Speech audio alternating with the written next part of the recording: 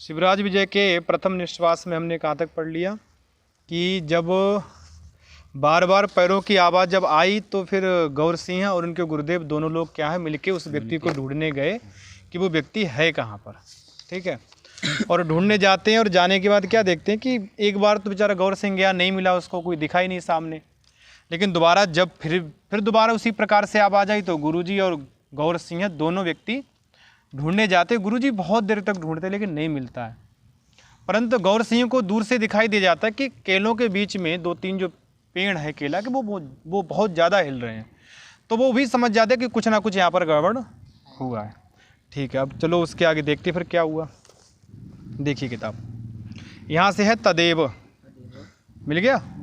ठीक है, पढ़ें चलो। कहते तदेव संशय स्थानमित्यंगुल्या निर्दिश्य, तदेव उसी समय जैसे ही उनको दिखाई पड़ा कि यहाँ पर दो तीन चार पेड़ ज़्यादा हिल रहे हैं, उसी समय संशय स्थानम, उस संशय स्थान को अंगुल्या, अंगुली के द्वारा निर्दिश्य बताकर। ठीक है, अब उसने बता दिया गौर सिंह कि गुरुजी देखो वही रहा केले के पेड़ के पीछे, वहीं से बार बार केले के हिलने की आवाज़ आ रही है। बोले कुटीर वली के गोपयित्वा स्थापितानाम असीनाम एकम आकृष्य। कुटीर वली के, कुटीर की वलीक में, ठीक है, कुटीर की छान या आरी में, या कुट्टी जो थी उसके जो छप्पर डालते ना उसके अंदर, ठीक है, तो कुटीर वली के गोपयित्वा छिपाई हुई, छिपाकर, ठीक है, उन्होंने क्या कर रखा था कि कुटीर के छप्पर के अंदर तलवारें छिपा रखी थी। तो कुटीर बलि के गोपयित्वा छिपाकर स्थापिता नाम रखी हुइयों का असी नाम, असियों का एकम आकृष्य, एक तलवार निकाल कर।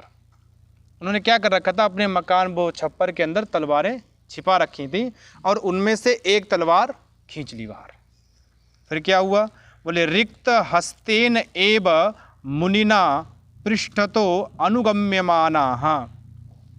रिक्त हस्तेन एव मुनिना, उनके जो गुरुजी हैं वो कैसे हैं, रिक्त हस्ता, खाली हाथ है। रिक्ता हस्ता यस्य सा रिक्त हस्ता, खाली है हाथ जिसका। तो रिक्त हस्तेन, और रिक्त हस्तेन किसका विशेषण है, मुनिना।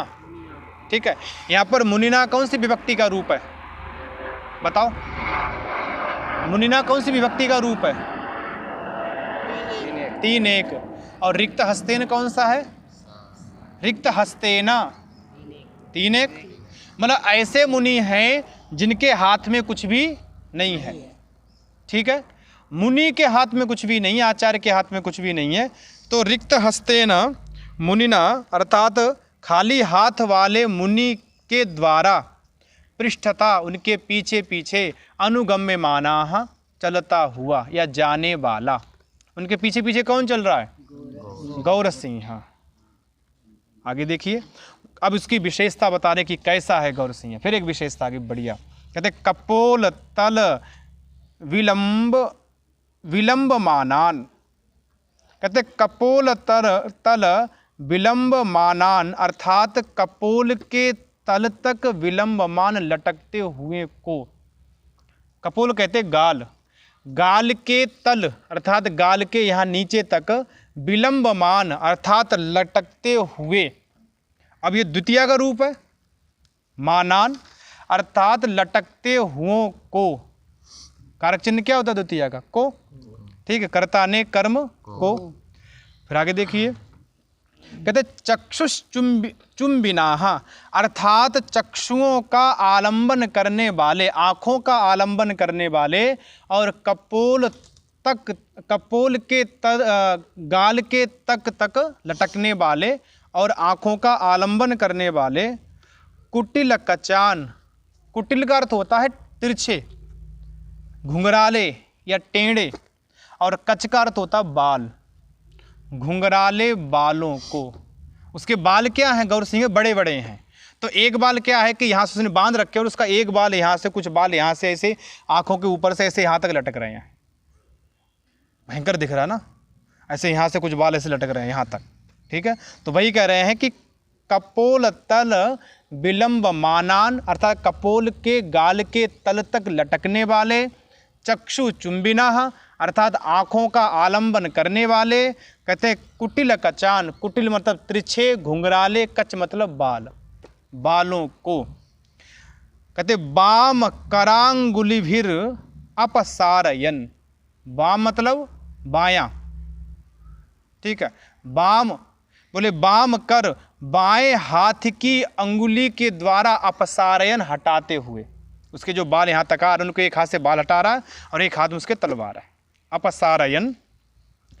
मुनि वेशोपि, वह मुनि के वेश में है, जो मुनियों का जो वेश होता है जिस हिसाब से वो रहते हैं उस प्रकार से मुनि वेशोपि, अर्थात मुनि के वेश में किंचित थोड़ा सा, कोप कषायित नयनः, कोपेन कषायिता नयना यस्य, कोप के द्वारा लाल हो गए हैं नयन, आंखें जिसकी।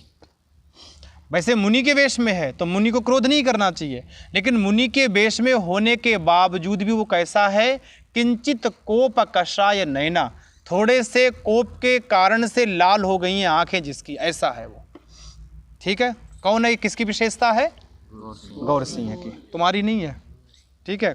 कषाय नयना, कषायित नयना, हाँ। फिर देखिए आगे, कर कंपित कृपा कृपण कृपाण, कर कंपित कृपा कृपण, पहले देखिए कृपा में कृपण, कृपा मतलब किसी के ऊपर दया करना, और उस दया में कंजूस, कृपण मतलब कंजूस, ठीक है। और कृपा कृपण कृपाण, कृपाणा मतलब तलवार, कृपा में कंजूस है तलवार जिसकी, मतलब उसकी जब तलवार चलती तो कृपा नहीं करती किसी पर, अगर कोई दुष्ट है तो फिर वो क्या होगा, मरेगा, कृपा नहीं करती है। तो कृपा कृपण कृपाण, कृपा में कृपण है, कंजूस है तलवार जिसकी, और वो तलवार कहाँ है, बोले कर कंपितः, हाथ में है, ठीक है। तलवार कहाँ उसके, हाथ में है। तो कहते हैं कि हाथ में, अब ये कर कंपिता, कंपिता किसका विशेषण है, कृपाण का, तो करे कंपिता कृपा कृपणा कृपाणा यस्य, हाथ में प्रकंपित निर्दयी तलवार है जिसके, उसके हाथ में कैसी तलवार है, निर्दयी, अगर वो किसी को मारना शुरू करता है तो फिर रुकता नहीं है, कोई कितनी माफी मांगे, कुछ भी मांगे, फिर तो मरेगा, ठीक है, ऐसी तलवार वाला। महादेवम, अर्थात महादेव को, और आगे क्या पद दिया है, आरिराधयिषु, अर्थात आरिराधयिषु, अच्छी प्रकार से आराधन की इच्छा करने वाला। ऐसे लग रहा है जैसे महादेव की अच्छी प्रकार से आराधना की उसकी इच्छा है, ऐसे उसकी जटाएं लटक रही हैं, एक हाथ से हटा रहा है जटाओं को, एक हाथ में तलवार लिए है, और तलवार भी उसकी कैसी है, निर्दयी तलवार है, ठीक है।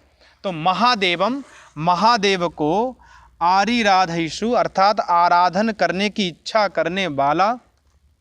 आगे देखिए, बोले तपस्वी वेशो अर्जुन इव शांत वीर रस द्वय स्नातः, तपस्वी वेश, अब वो कैसे वेश में है, तपस्वियों के वेश में है, कैसे, कटिवस्त्र बांध रखा है ऊपर से लेके नीचे तक, बस एक कटिवस्त्र उसके पास, मुनि वेश है, तपस्वी वेश है। लेकिन बोले तपस्वी वेशो अपि अर्जुन इव, बोले जैसे अर्जुन तपस्वी वेश में रहते थे उसी प्रकार से वो भी कैसा है, तपस्वी वेश में है। लेकिन तपस्वी वेश में अर्जुन जिस प्रकार से शांत वीर रस द्वय स्नातः, जिस प्रकार से अर्जुन शांत और वीर दो रसों से हमेशा नहाए हुए रहते थे, या यूं कहो कि जिस प्रकार से अर्जुन हमेशा दो रसों से युक्त रहते थे, इसी प्रकार से ये गौर सिंह भी क्या है, शांत वीर रस द्वय स्नातः, शांत रस से और वीर रस से, इन दो रसों से क्या है, बोले स्नाता, नहाया हुआ सा है, उसके अंदर शांत रस भी दिखाई दे रहा है, और तलवार है हाथ में, ऐसे उसकी जटाएं लटक रही हैं, भयंकर शरीर है, तो वीर रस भी इसके अंदर दिखाई पड़ रहा है। स्नातः सपदी, सपदी का अर्थ क्या होता है, बहुत जल्दी, ठीक है, सपदी अर्थात जल्दी से, समागतवान पहुंच गया, सम आगतवान अच्छी प्रकार से आ गया। और कहाँ आ गया? बोले तन निकटे, उसके निकट पहुंच गया। किसके निकट पहुंचता है गौर सिंह? उसके जी केलों के पेड़ों के बीच में जो छुपा बैठा हुआ था उसके पास पहुंच जाता है। ठीक है, आगे देखिए। बोले अपश्यच्च, अपश्यत रूप कहाँ का बनता बताओ? अपश्यत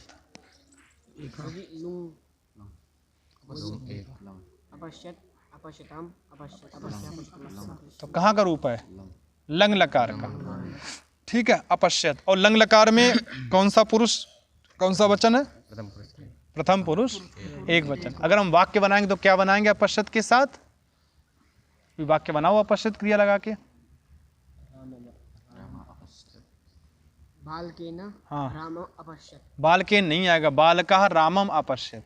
प्रथम हाँ, प्रथमा होगी ना कर्ता में, नियम नहीं याद है? कर्तम प्रथमा होती है। तो बालकः रामम अपश्यत, बालक ने राम को देखा। ठीक है, तो वही कह रहे, बोले अपश्यत अर्थात देखा। किसने देखा? गौर सिंह ने देखा। क्या देखा? तो देखिए, बोले लता प्रतान वितान वेष्टित रंभा स्तंभ त्रितयस्य। एक ही पद है ये। लता मतलब जो लताएं हैं, लता प्रतान अर्थात लताओं के प्रतान से, प्रतान कहते हैं उनके विस्तार से। ठीक है, लता प्रतान, लता प्रतान वितान वेष्टिता अर्थात लताओं के द्वारा वेष्टित, ढका हुआ, चारों ओर से पकड़ा हुआ। कहते हैं रंभा, रंभा किसे कहते हैं? केला को, कदली फल के जो वृक्ष होते हैं उनको क्या कहते हैं? रंभा। स्तंभ, रंभा के अर्थात कदली फल के वृक्षों के स्तंभ, तीन, त्रितयस्य अर्थात तीन स्तंभों के। उसने क्या देखा कि जो वहाँ पर केले हैं उसमें क्या है कि बहुत सारी लताएं से केलों को लपेट रखा लताओं ने, बीच बीच में लताएं हो गई हैं, और तीन जो कदली स्तंभ के फल हैं उनको क्या किया है, लताओं ने अच्छे से चारों ओर से आवेष्टित कर लिया, उनको अच्छे एक प्रकार का घरसा बना लिया वहाँ पर। ठीक है, बीच में जगह है और चारों ओर से लताएं हैं। ठीक है, आगे देखो।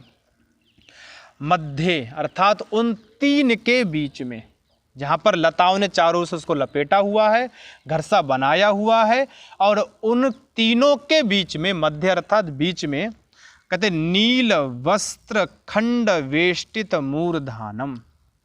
नील वस्त्र मतलब नीले कपड़े के, वस्त्र मतलब कपड़ा, और उसके खंड अर्थात एक टुकड़े से, वेष्टिता मतलब आच्छादित है, लपेट लिया है, मूर्धा मतलब सिर जिसने। एक नीला सा कपड़ा उसने क्या किया है, सिर पे बांध रखा है। जो उनके बीच में बैठा हुआ जो प्राणी है, जो व्यक्ति है, उसने क्या किया है, नीला कपड़ा, नीले कपड़े का एक खंड, और उसे क्या किया, उसने सिर पर बांध रखा है। इसलिए पूरा वाक्य है नील वस्त्र खंड वेष्टित मूर्धानम। नीले वस्त्र के खंड से वेष्टित, आच्छादित कर लिया है, मूर्धा अर्थात सिर जिसने, उसको।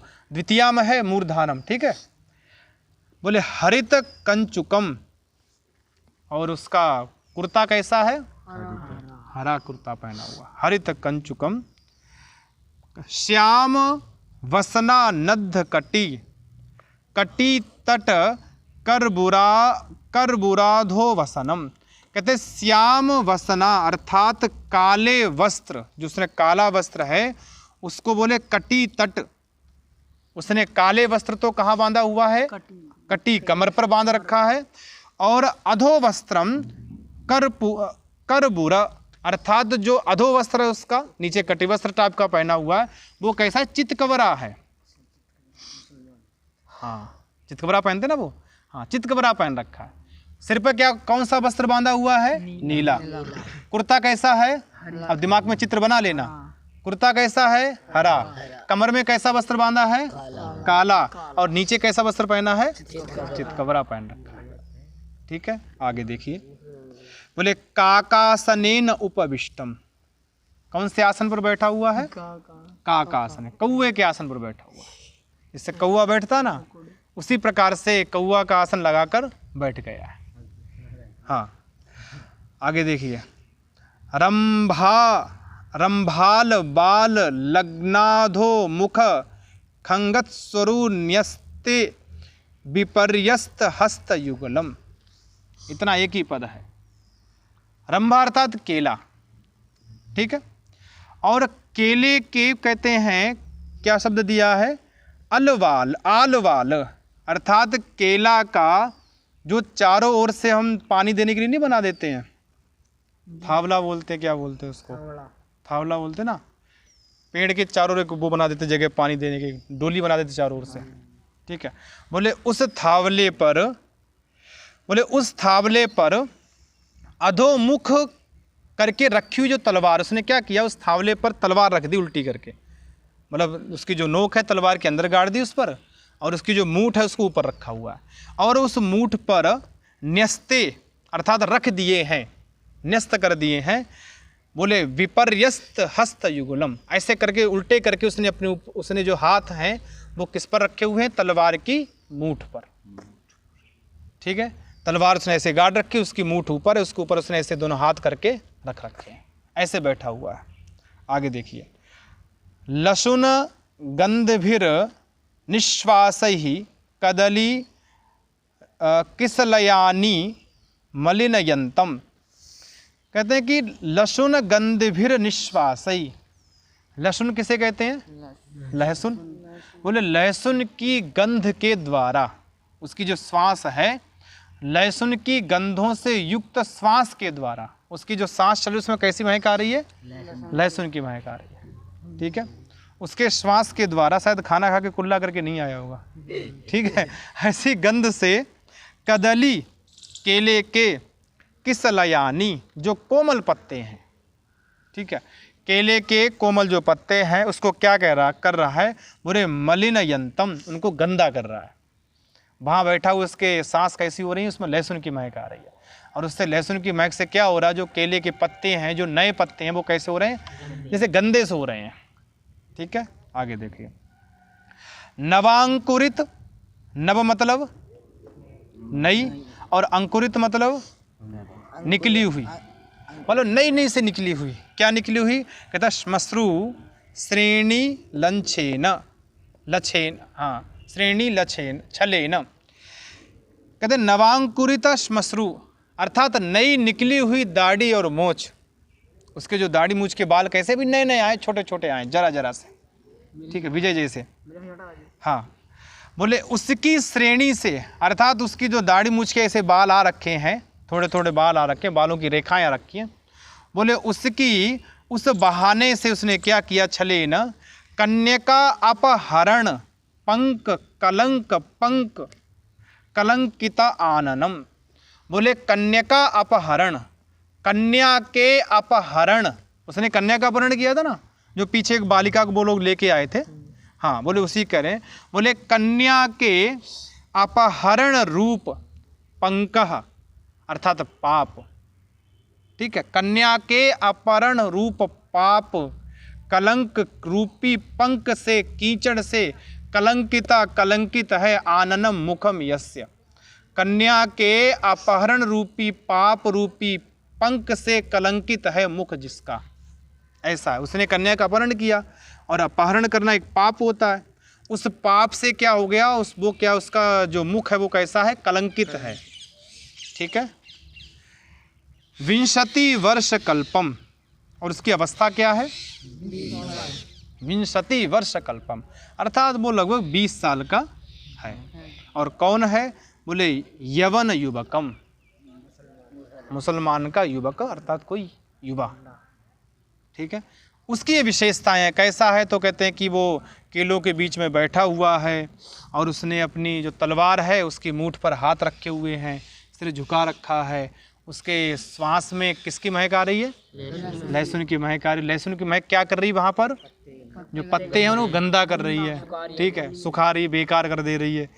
और उसकी नई नई दाढ़ी मूछ आई है, और उस पर कन्या के अपहरण का कलंक है लगा हुआ, चितकबरा वस्त्र है, नीला वस्त्र बांध रखा है, ऐसी बहुत सारी उसकी, ये सारी उसकी विशेषताएं हैं, ठीक है।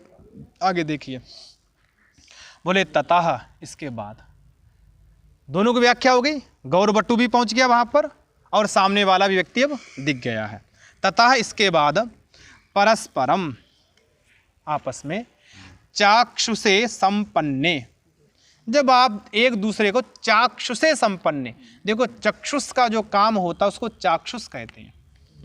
एक दूसरे को देखना, समझना, ये सब चाक्षुष कार्य कहलाते हैं। तो चाक्षुषे संपन्ने अर्थात चक्षु से संबंधित कार्य होने पर दृष्टो अहम इति, मैं देख लिया गया, दोनों को लग गया कि हम एक दूसरे को देख लिए हैं। बोले दृष्टो अहम इति निश्चित्य, ऐसा निश्चय करके, मैं देख लिया गया ऐसा निश्चय करके, उत्प्लुत्य उछल कर एकदम, अब मरना तो है, तो लड़ाई होगी।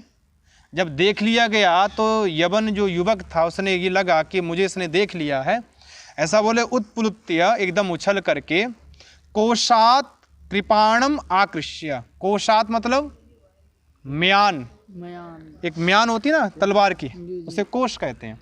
तो कोशात अर्थात म्यान से, कृपाणम तलवार को, आकृष्य खींच करके, एकदम वो उछला और उछल उसने क्या किया, तलवार अपनी म्यान से खींच ली। किसने खींची तलवार? मुसलमान के लड़के ने। हाँ, युयुत्सुहु, युयुत्सु का अर्थ होता लड़ने की इच्छा से या लड़ने की इच्छा करने वाला। तलवार उसने क्यों खींची? क्योंकि लड़ने की इच्छा उसकी।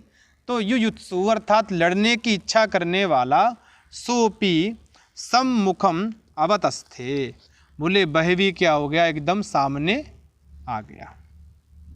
ठीक है, उछल करके तलवार खींच के लड़ने की इच्छा से वह क्या, सामने आ गया एकदम।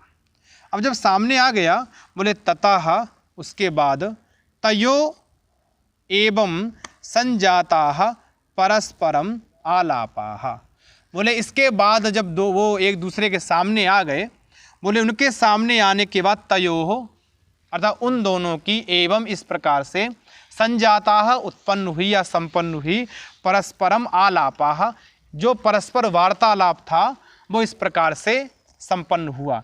तो वो किस प्रकार से संपन्न हुआ वो आगे ये बताएंगे। ठीक है, चलिए अब क्या बताते हैं इसको भी देख लेते हैं। कहते गौर सिंह, गौर सिंह कहता है, कुतोरे यवन कुल कलंका, कुत्ते नहीं है कुत्ते में तेरा खून पी जाऊंगा ये नहीं है।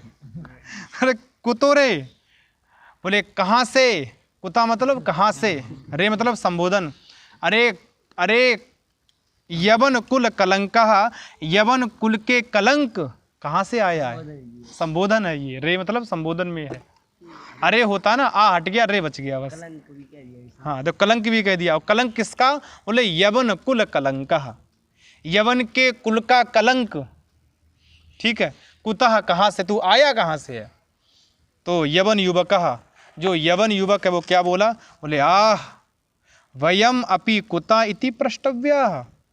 अरे अरे वाह, हमसे भी पूछते हो कि हम कहाँ से आए हैं। वयम मतलब हम सब, अपि कुतः कहाँ से आए हैं, इति प्रष्टव्या ऐसा पूछना चाहते हैं आप, या आप ऐसा पूछते हैं? कहता है कि भारतीय, एक मिनट, भारतीय कंदरी कंदरेशु।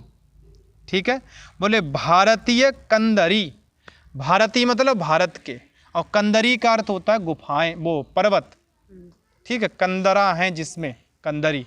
तो भारतीय कंदरी कंदरेशु, भारत के पर्वतों की गुफाओं में, कंदरी मतलब पर्वत, और कंदरा इसके बाद कंदरेशु मतलब गुफाओं में। तो भारत के पर्वतों की गुफाओं में वयम हम सब विचरामाह विचरण करते हैं। जब उसने पूछा तुम कहाँ से आए, तो कह रहा मुझसे पूछ तुम कहाँ से आए, हम तो भारत की जो पर्वत हैं उनकी गुफाओं में क्या विचरण करते हैं। और श्रृंग लांगूल विहीना नाम हिंदू पद व्यवहार्यमाणाम च युष्मादृक्षाणाम पशूनाम आखेट क्रीडया रमामहे। और क्या करते हैं वहाँ पर रहकर, कंदराओं में रह के क्या करते हैं?